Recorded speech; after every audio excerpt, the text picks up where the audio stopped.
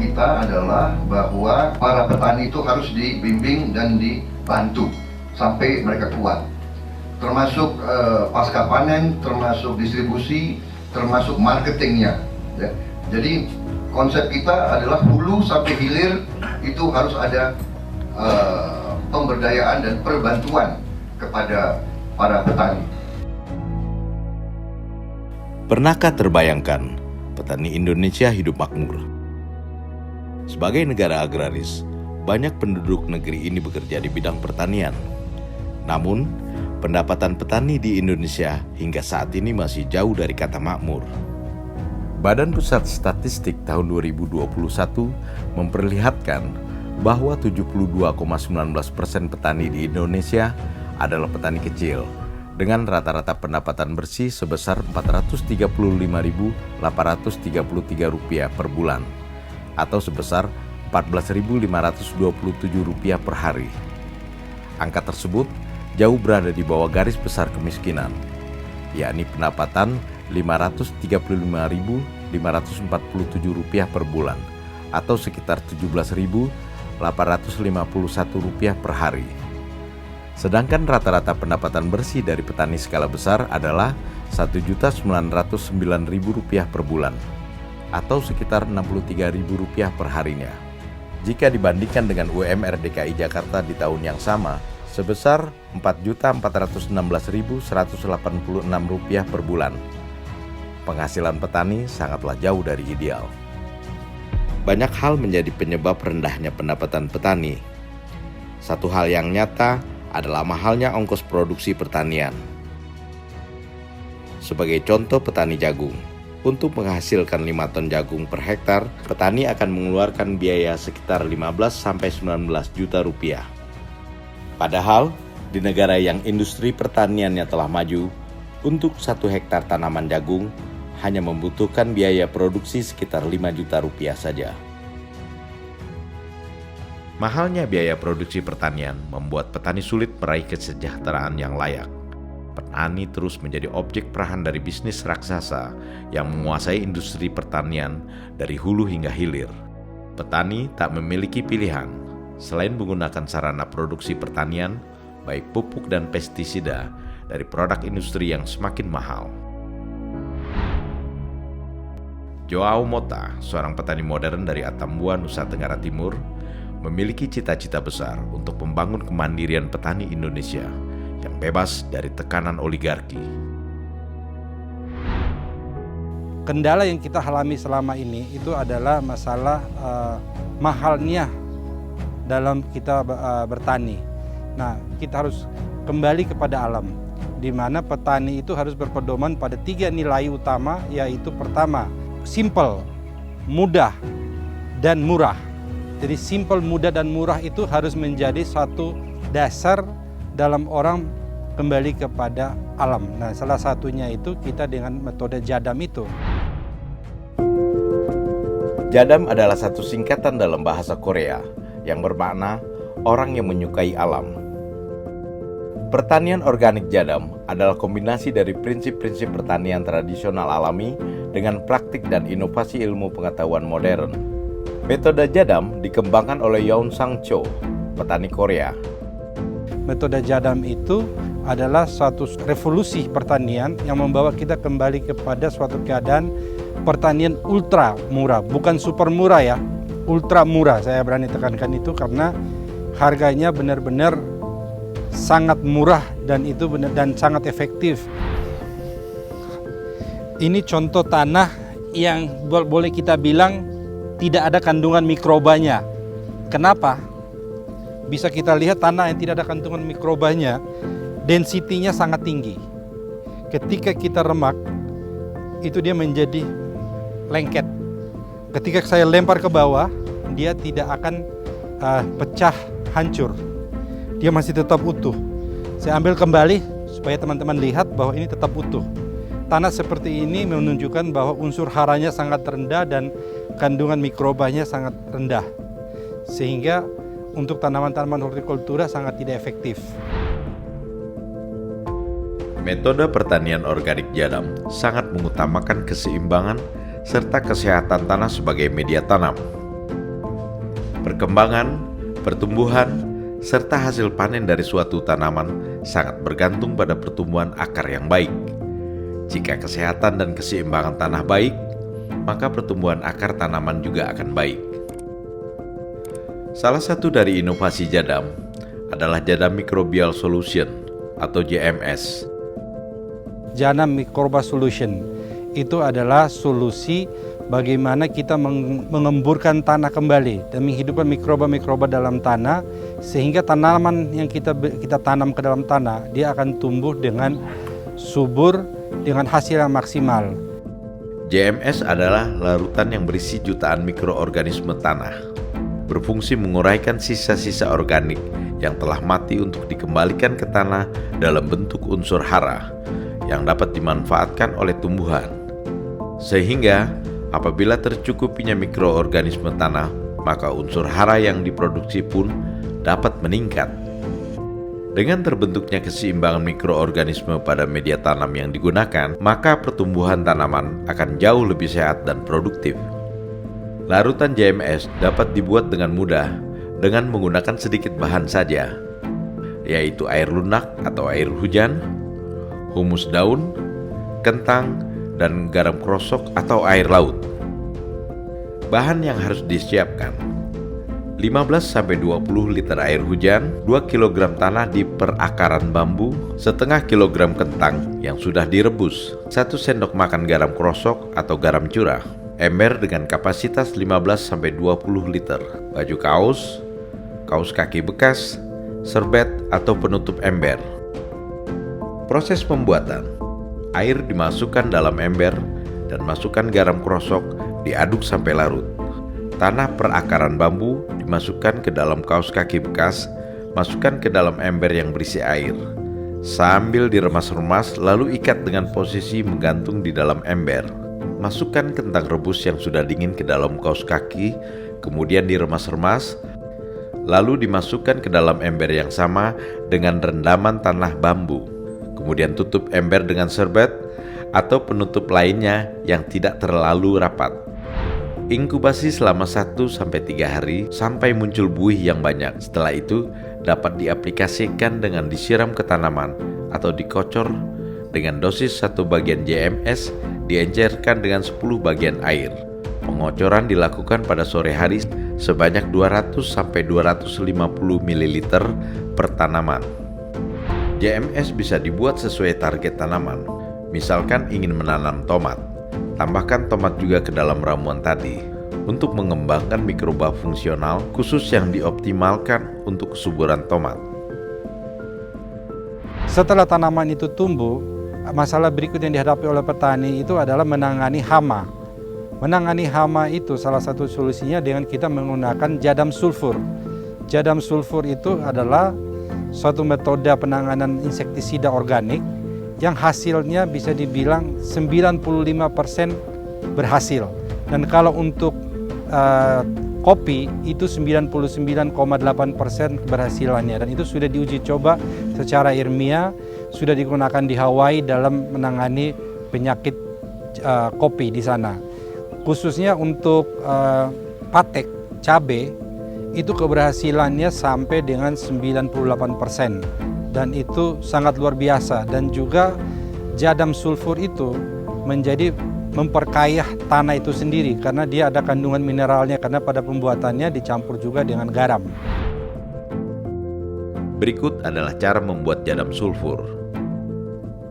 Teman-teman sahabat petani, kita hari ini coba mempraktekkan cara fertilizer atau insektisida, penanganan insektisida secara alami, yaitu kita menggunakan metode jadam atau jadam sulfur. Gunakan sarung tangan karet panjang, sepatu pelindung, kacamata dan masker untuk melindungi diri dari bahan kimia yang berbahaya. Untuk menghasilkan 10 liter jadam sulfur, siapkan bahan-bahan yang akan digunakan untuk membuatnya. Sulfur 2,5 kg, soda api 2 kg, garam krosok 250 gram, air 10 liter, wadah tahan panas yang bisa menampung 10 liter cairan. Semua bahan bisa didapatkan dengan mudah di toko kimia atau membeli secara online. Kita pertama akan menuangkan sulfur powdernya ke dalam wadah yang sudah kita siapkan. Ini baunya agak kencang, jadi tuanginnya pelan-pelan.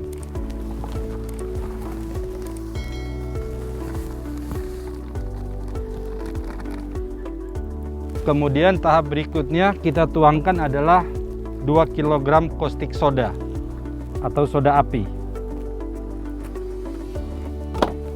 Juga soda api ini baunya kencang dan sangat keras, jadi penuangannya harus pelan-pelan dan harus pakai masker.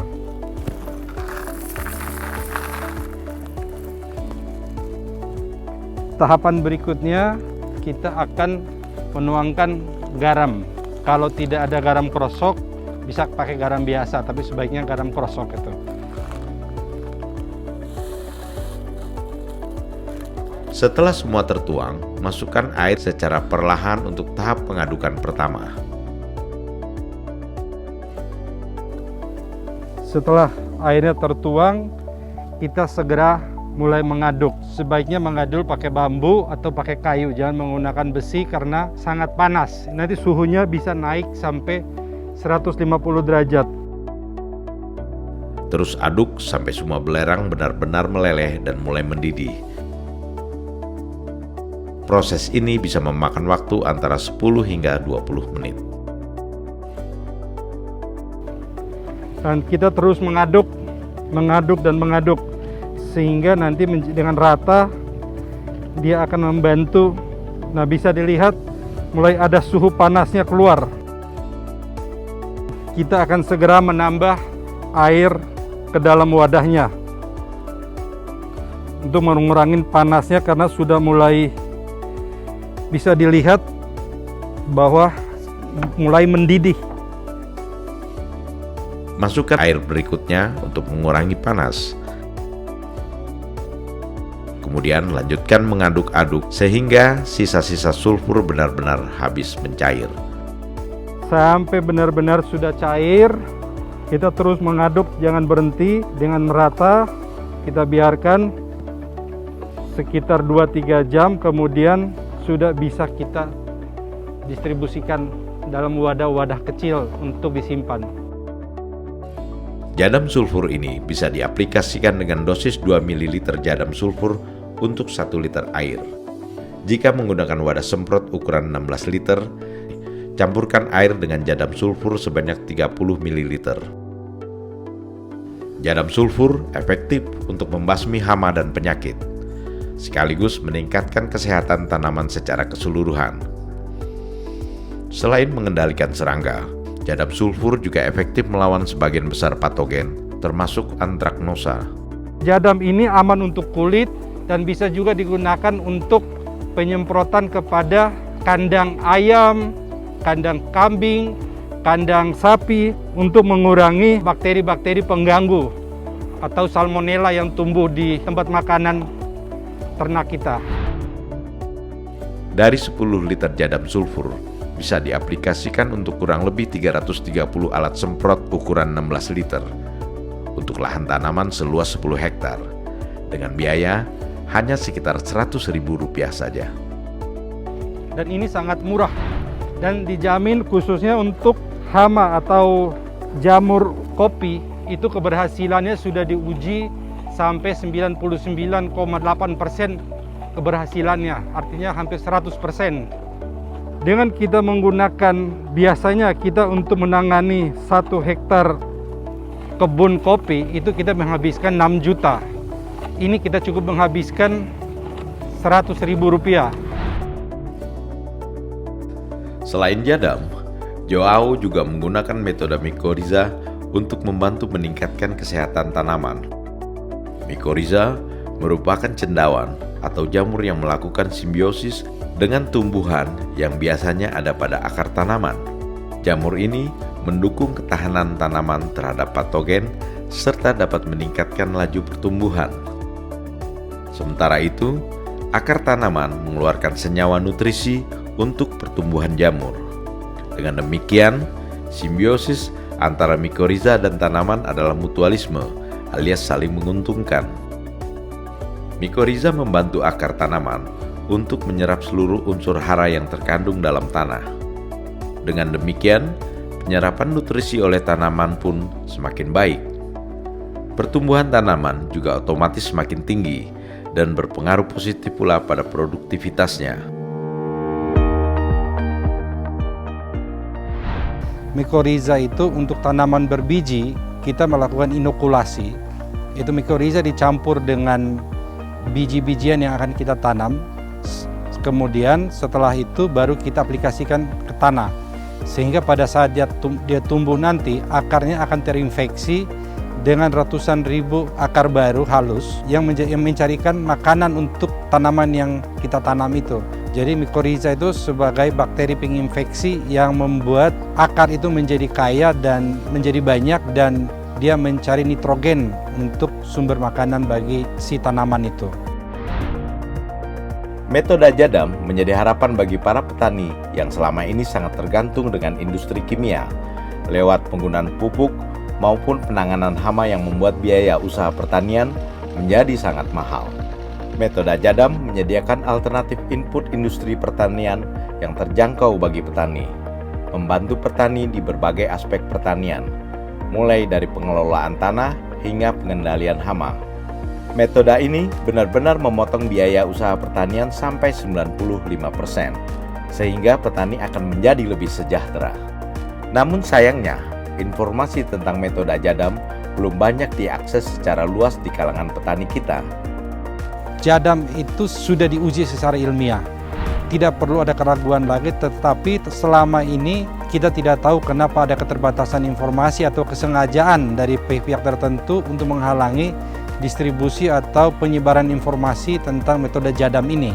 Revolusi pertanian itu telah memanipulasi produksi dengan menggunakan kimia, dan kita akhirnya menjadi tergantung, dan akhirnya ketergantungan itu membuat kita menjadi ada ketakutan kita untuk kembali lagi kepada satu metode yang murah.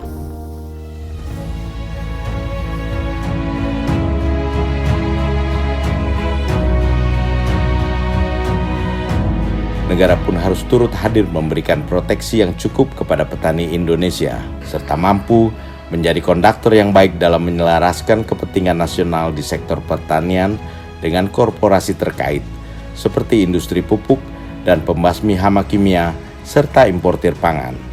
Karena petani itu, kembali saya mengulang lagi, harus mudah, sederhana, dan murah.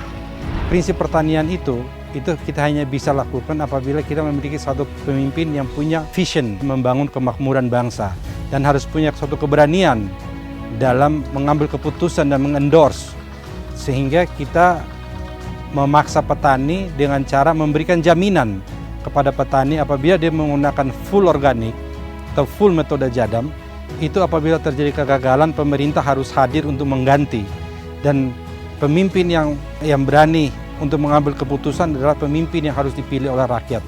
Jadi kita bukan petugas-petugas partai yang ditunjuk oleh oligarki menjadi pemimpin. Itu adalah pemimpin-pemimpin yang tidak mewakili petani dan tidak berpihak kepada ekonomi yang sederhana, murah, dan mudah itu. Stigma petani Indonesia yang termarginalkan dan tidak berdaya sudah harus ditinggalkan. Petani harus memiliki kendali dan kepemimpinan atas pertanian. Saatnya menumbuhkan kebanggaan sebagai petani. Bahkan bagi generasi muda, menjadi petani layak sebagai sebuah lifestyle baru.